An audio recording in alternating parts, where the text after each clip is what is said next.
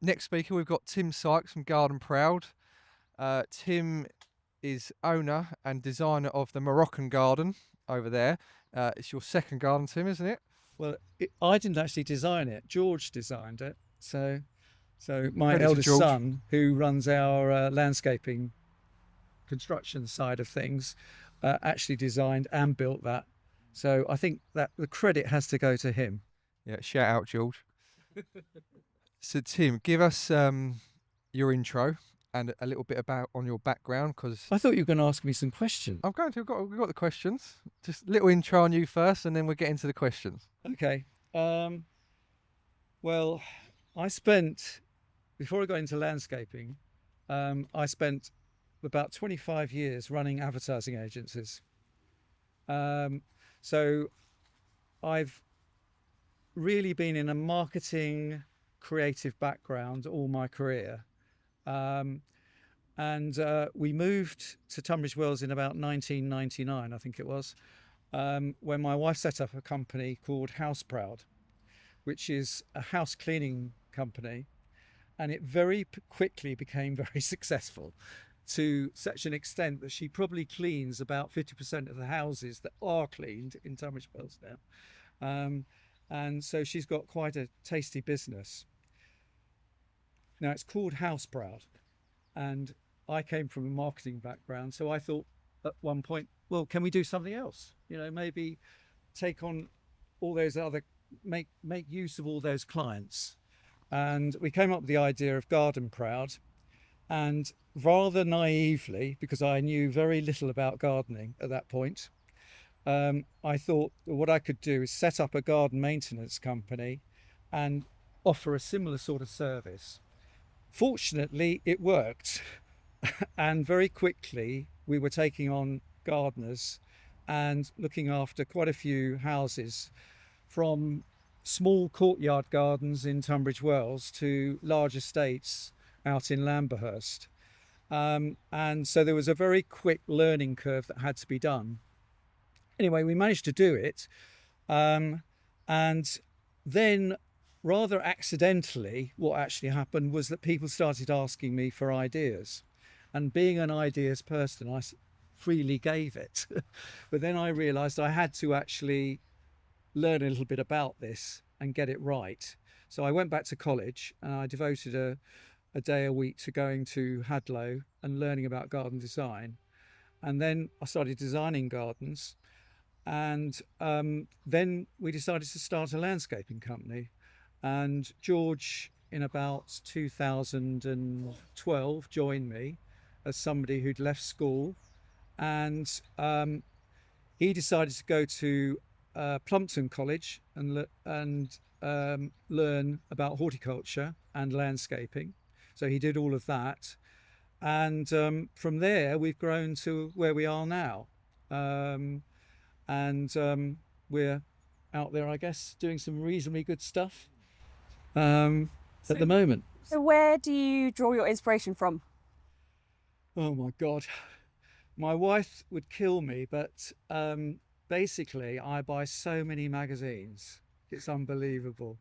I have got literally piles and piles of house and garden at home. And they're really there not to read, but just to look at the pictures. So I am a very heavy consumer of visuals of some sort or another. And they come from all sorts of different places. They come from going to, Sarah and I, my wife, probably go to visit a garden once a month. So we go to a different garden once a month. And so we go all over the place doing that. I go to museums, so I'm interested in fashion, all sorts of different things that in a sense stimulate ideas. And then what I try and do is to bring some of those things in the gardens that we create. And I would say that probably most of our gardens, Acker, that one there, are something out of the ordinary. So they're not textbook garden designs, and they're not necessarily gardens that fit into the mold of what everybody else is doing at the moment. We're always trying to produce something that's slightly different for people. I can definitely vouch for that, how creative you are, Tim. So George started in the landscape business in 2012, and then he took a trip to Australia, didn't he, for a few Oh years? my God, yes, that was a bit of a shock for me because around about COVID time, George decided that he'd had enough of me, and I don't blame him. Uh, and he and his girlfriend went off to Australia on what was billed as being a year's sabbatical. Um, That's how he pitched it to you. yeah, but obviously his girlfriend had other ideas, and he may well have had other ideas. But he was very lucky because before he went, me being the control freak, said, "Well, if you're going to Australia for a year, you better try and find a way of earning some money because you're going to need money. So why don't you try and get a job working for a landscaper or a garden designer because you're good at all of that stuff and it seems like a good thing to do." So we sort of found out about all the great designers in Sydney, and amongst them was a guy called Anthony Wire, and he runs a company called Wire and Co in Sydney, and most of their jobs are not much smaller than about $200,000 or $300,000, but quite a lot of them are well over $1 million. Um, and George got a job there, and he got a job as a what I would call a site supervisor, which was a mixture of doing the work but also learning about project management. And he was very lucky because he got to learn lots and lots of stuff that perhaps he wouldn't have learned in the time span if he'd been in the UK working with a top-notch designer. Um, and whilst he was there, obviously we had COVID, so the year turned into 3 years. During that time, I was on a upward curve in terms of my sales and didn't really have any resource. So I actually turned to Jack and um, Outdoor Creations, and he stepped in and helped me. And so I've a lot of thanks to Jack during that period because he really helped me realize quite a lot of work that was in the pipeline. Um, and obviously, for all of us, that whole COVID period was actually quite a busy period because it was a period when people were going, "Oh, I'm staring at my garden. We better do something about it and spend some money on it." And actually, because we could be here for years, sort of thing. So it was actually a good time for landscaping. And I think what I noticed from George when he, especially when he got back, was the amount of inspiration that he took from the different materials they was using out there, the project they was working on. So I would say for George's journey, it was a massive learning experience It was, for him, and wasn't it? you've only got to look at his garden that he's just created in his house, which is pretty amazing. He's using an incredible crazy paving idea, which looks phenomenal. And this was obviously an idea that he found in Australia, and which obviously now is becoming popular again in the UK. I remember crazy paving when my father put crazy paving down um, back in the 70s. Yeah. And most of us took it all up, didn't we? And now we're putting it back again. Yeah, and you'll have to look at Wire and Co. So it's WYRE and Co. Yeah, I Isn't it? mean, have a look at their website. I mean, some of the stuff they do is absolutely phenomenal. Yeah. And so then when George got back, you obviously had the garden here for quite a few years, and he said to me, "I want to change my garden." I said, "All right, then, mate. What would you like to do with it?"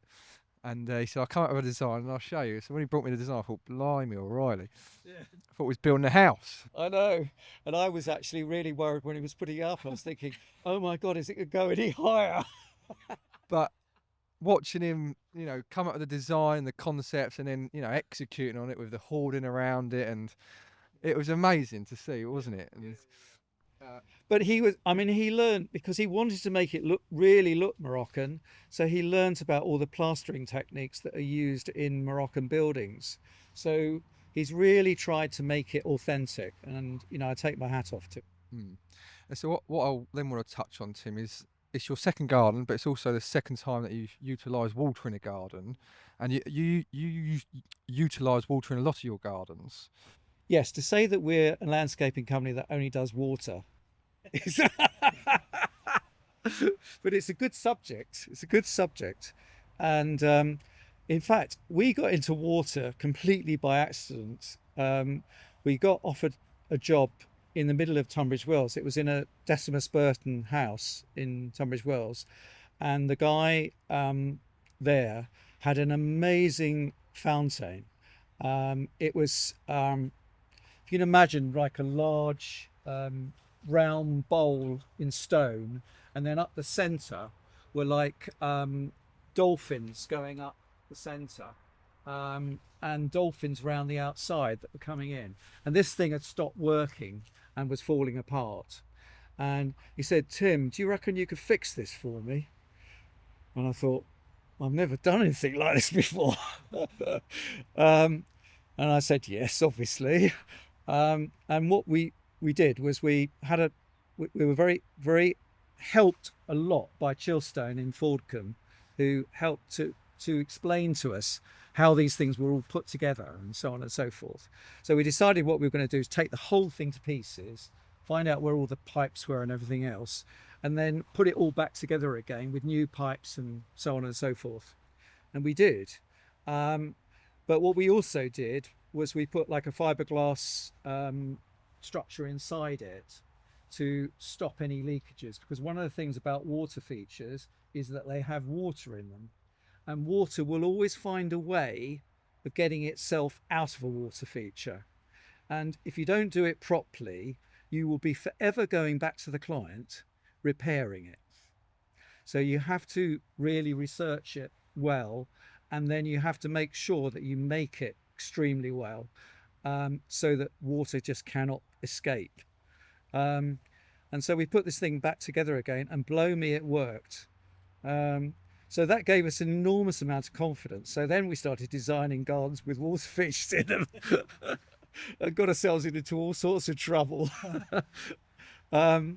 We've just done a garden in Speldhurst, and we've just put a water table in there. Now that is really easy and it looks very effective. There's one over there.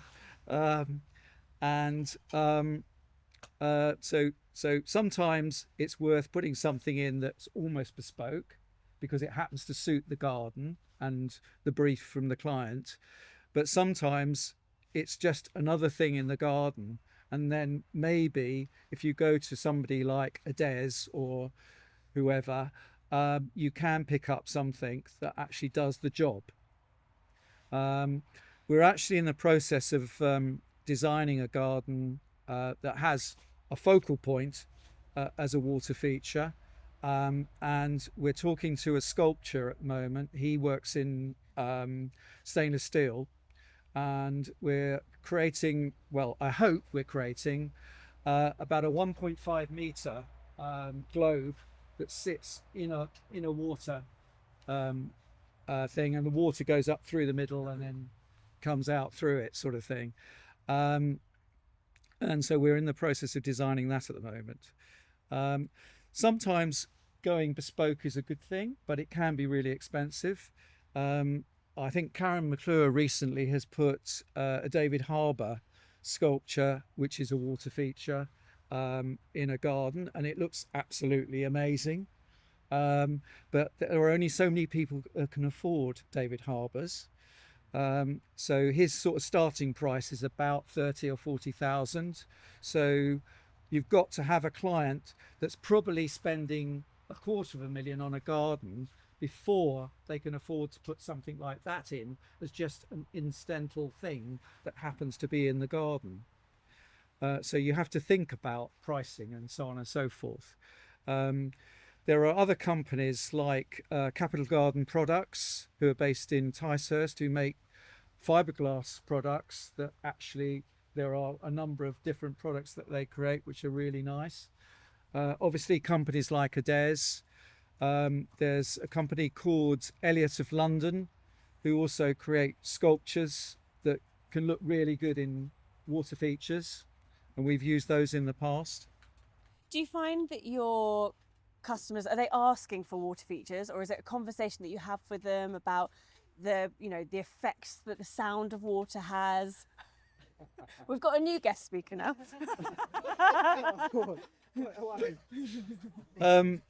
It's always, to be honest with you, it's always, on my list, as I'm sure all designers do. You have a whole list of must-haves, and I'm sure everybody does. You have a list of must-haves when you're talking to the client about the budget and the brief, and then you have the wish list. And usually when we get to the wish list, a water feature is somewhere in there as something that maybe they want, and maybe they want it for practical reasons as well as aesthetic reasons. So a water feature can give you a focal point in a garden, but also it can actually give you a practical thing in a garden. Because if, for example, you've got a busy road running along the side there and you want to almost create anti-noise to actually almost subliminally take you off that road and actually create a little space that you feel you're in, then a water feature can do that really well. Also, if you're a busy person and you actually want to be able to go out in the garden and actually relax, chill out, then what a water feature helps you to do is it helps you to like blank and just that calm feeling, Natural white noise. I always use as an analogy that a memory I have as a child of being on holiday with my parents on a sunny day and lying on a beach and hearing the waves lap against the beach, and it completely anti-stresses you. Just that constant sound and just that gentleness of the water just allows you to unwind and almost be more objective about things, because suddenly you haven't got a load of stuff going on in your head. And so a water feature can do that. Yeah, amazing. So are there any sort of tips that you would say that designers, landscapers need to consider before approaching a project with water in it? Well, I guess if you're designing something, then what you're doing is you've got an idea in your mind overall. So you'll be thinking about if there is going to be a water feature in it for whatever reason, or just because you want to put it in for a focal point or aesthetics, then you'll be thinking about something that actually works with the garden, or something that inspires the rest of the garden. Because it might be that the water feature, because it's a focal point, is so important as an item within the garden that in a sense it almost helps to set the agenda for everything else that goes around it. I suppose that's it. Presumably then it also sort of dictates or helps to inform the planting around it as well. Yeah, that's right, definitely. And it might be that if it's, for example, a very